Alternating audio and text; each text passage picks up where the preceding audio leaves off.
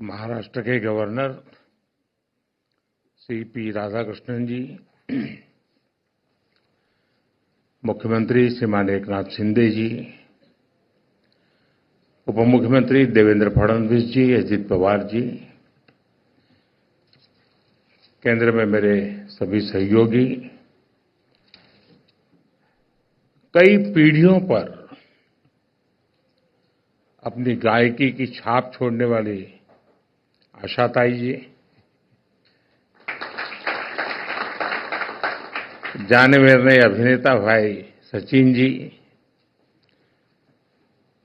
नामदेव कांबले जी, सदानंद मौर्य जी, महाराष्ट्र सरकार के मंत्री भाई दीपक जी, मंगल प्रभात लोढ़ा जी, बीजेपी मुंबई के अध्यक्ष भाई आशीष जी, अन्य महानुभाव भाई और बहनों, अगदी सुरुवातीला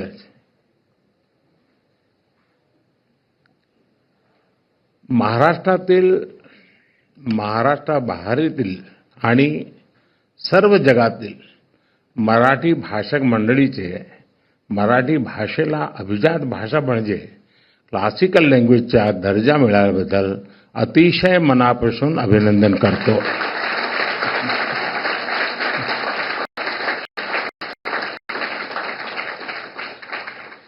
केंद्र सरकार द्वारा मराठी भाषा को अभिजात भाषा का दर्जा दिया गया है.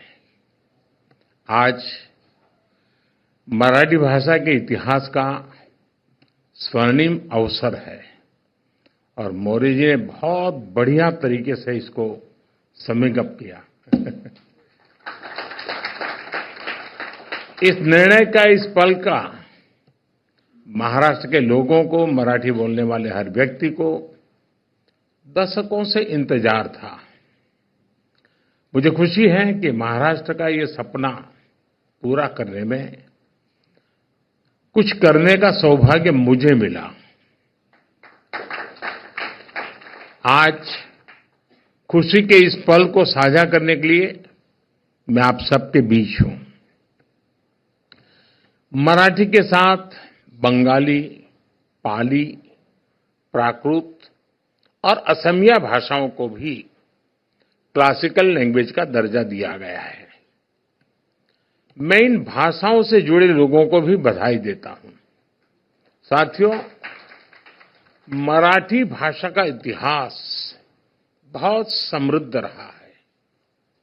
इस भाषा से ज्ञान की जो धाराएं निकली, उन्होंने कई पीढ़ियों का मार्गदर्शन किया है और वो आज भी हमें रास्ता दिखाती है.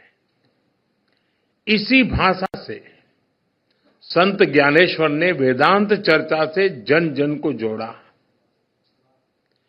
ज्ञानेश्वरी ने गीता के ज्ञान से भारत की आध्यात्मिक प्रज्ञा को पुनर्जागृत किया. इसी भाषा से संत नामदेव ने भक्ति मार्ग की चेतना को मजबूत किया. इसी तरह संत तुकाराम ने मराठी भाषा में धार्मिक जागरूकता का अभियान चलाया और संत चोखा मेला ने सामाजिक परिवर्तन के आंदोलन को सशक्त किया. आज महाराष्ट्र आणि मराठी धर्म वाढविण्या थोर संतान मी साष्टांग दंडवत करतो. मराठी भाषेला हा दर्जा संपूर्ण देशाने छत्रपती शिवाजी महाराज यांना त्यांच्या राज्याभिषेकाच्या 350व्या वर्षात केलेला मानाचा मुजरा आहे.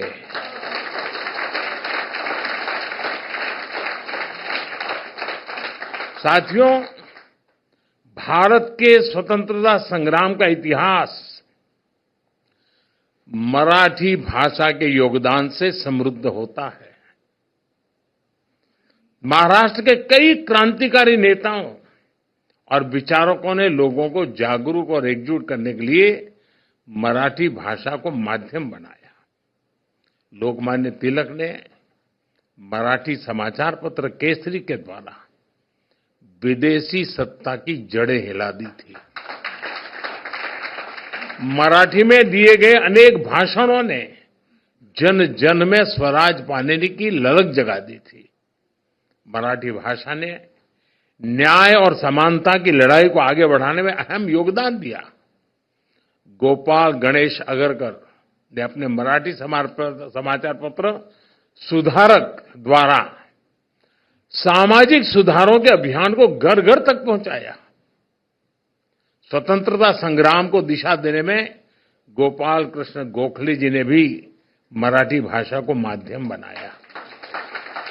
साथियों, मराठी साहित्य भारत की वो अनमोल विरासत है जिसमें हमारी सभ्यता के विकास और सांस्कृतिक उत्कर्ष की गाथाएं सुरक्षित है। महाराष्ट्र में मराठी साहित्य के द्वारा ही स्वराज, स्वदेशी, स्वभाषा और स्व संस्कृति की चेतना का विस्तार हुआ। स्वतंत्रता आंदोलन के दौरान शुरू हुए गणेश उत्सव और शिव जयंती के कार्यक्रम वीर सावरकर जैसे क्रांतिकारियों के विचार, बाबा साहब आंबेडकर का सामाजिक समता आंदोलन, महर्षि कर्वे का महिला सशक्तिकरण अभियान, महाराष्ट्र का औद्योगिकरण, कृषि सुधार के प्रयास, इन सब की प्राण शक्ति मराठी भाषा थी।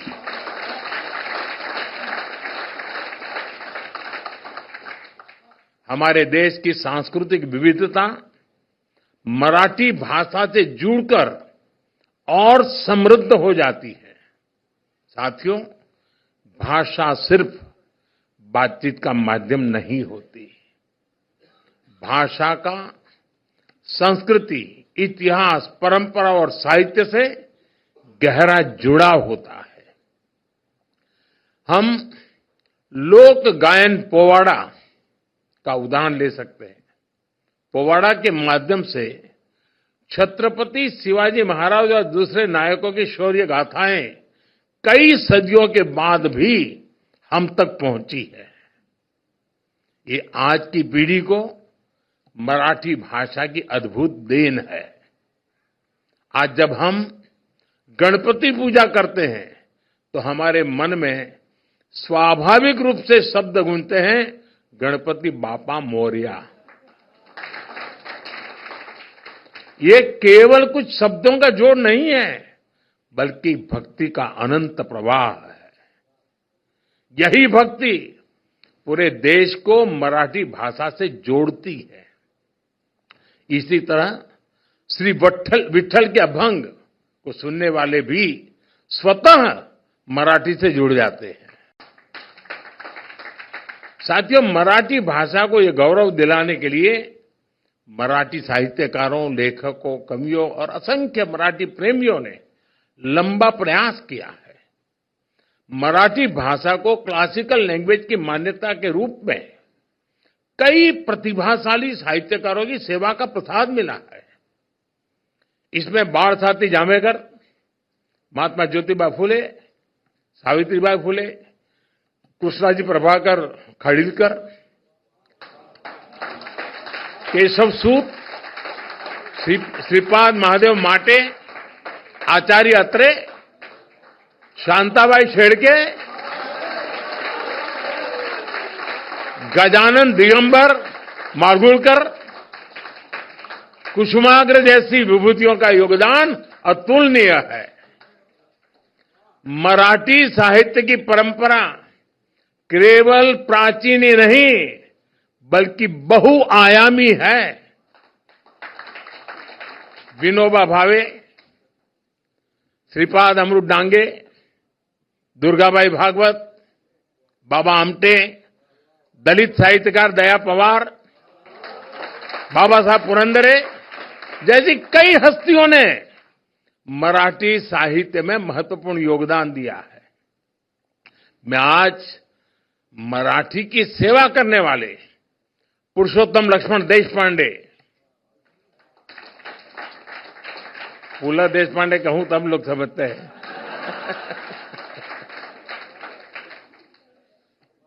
डॉक्टर अरुणा ढेरे, डॉक्टर सदानंद मोरे, महेश एलकुंचवार, साहित्य अकादमी पुरस्कार विजेता नामदेव कांबळे समेत सभी साहित्यकारों के योगदान को भी याद करूंगा।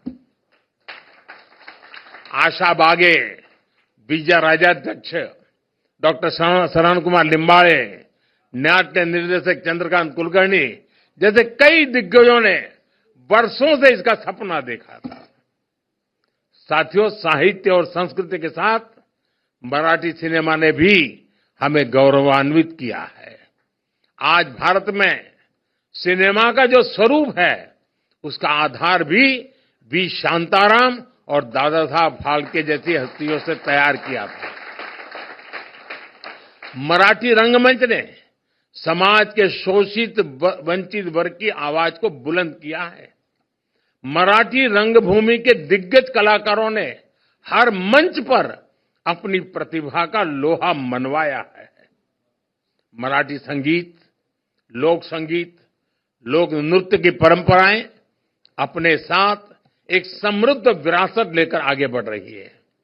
बाल गंधर्व डॉक्टर वसंतराव देशपांडे, भीमसेन जोशी, सुधीर फडके, मोगूबाई कुर्डीकर या फिर बाद के युग में लता दीदी, आशाताई, शंकर महादेवन, अनुराधा पौडवाल जी जैसे दिग्गज लोगों ने मराठी संगीत को एक अलग पहचान दी है।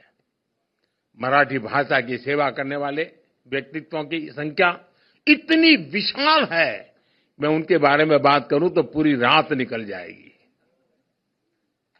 साथियों, मेरा सौभाग्य रहा, यहां कुछ लोगों को संकोच हो रहा था कि मराठी बोले या हिंदी बोले। मेरा बीच में नाता टूट गया, वरना मेरा सौभाग्य था कि मुझे 2 या 3 किताबों का मराठी से मैं गुजराती करने का सौभाग्य मिला है।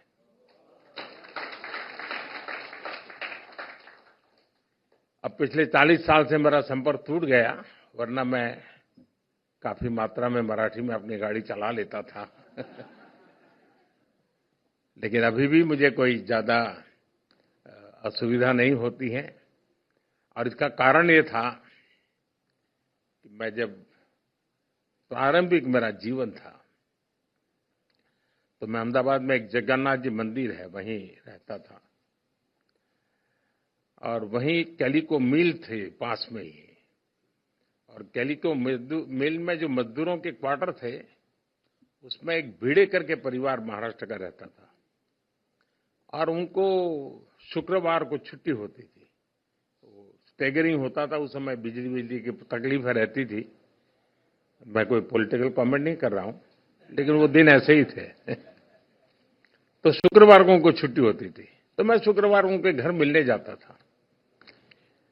तो मुझे याद है कि उनके घर के पड़ोस में एक छोटी बच्ची थी, वो मेरे से मराठी बात करती थी। बस उसी ने मेरे गुरु बन करके मुझे मराठी सिखा दी। साथियों, मराठी को क्लासिकल लैंग्वेज का दर्जा मिलने से मराठी भाषा के अध्ययन को बढ़ावा मिलेगा, इसे रिसर्च और साहित्य संग्रह को बढ़ावा मिलेगा। सबसे महत्वपूर्ण बात यह है कि भारत की यूनिवर्सिटीज में मराठी भाषा के अध्ययन की सुविधा मिल सकेगी। केंद्र सरकार के फैसले से मराठी भाषा के विकास के लिए काम करने वाले संगठनों, व्यक्तियों और छात्रों का बढ़ावा मिलेगा। इससे शिक्षा और रिसर्च के क्षेत्र में रोजगार के नए अवसर भी बनेंगे। साथियों, आजादी के बाद देश में पहली बार ऐसी सरकार बनी है जो मातृभाषा में पढ़ाई को महत्व देती है। मुझे याद है, मैं बहुत साल पहले एक बार अमेरिका गया, तो एक परिवार में मुझे रुकना था, और मुझे उस परिवार की एक आदत मेरे मन को छू गई। मूल वो तेलुगु परिवार था, लेकिन उनके घर में नियम था, लाइफ तो अमेरिकन थी, जीवन तो वहीं का था, लेकिन नियम था कि कुछ भी हो जाए, शाम को खाना खाते समय टेबल पर परिवार के सब लोग साथ बैठेंगे। और दूसरा था, शाम को खाना खाते समय परिवार का एक भी व्यक्ति तेलुगु भाषा के सिवाय एक भी भाषा बोलेगा नहीं। उसके कारण वहां जो बच्चे पैदा हुए थे वो भी तेलुगु बोल लेते थे। मैंने देखा है महाराष्ट्रीयन परिवार में जाएंगे तो आज भी सहज रूप से आपको मराठी भाषा सुनने को मिलेगी। बाकी लोगों का ऐसा नहीं है, छोड़ देते हैं, फिर उनको हेलो हाउ करने में मजा आ जाता है। साथियों, नई नेशनल एजुकेशन पॉलिसी के तहत अब मराठी में भी मेडिकल और इंजीनियरिंग की पढ़ाई संभव हुई है। इतना ही नहीं, मैंने सुप्रीम कोर्ट के जजेस के सामने रिक्वेस्ट की थी।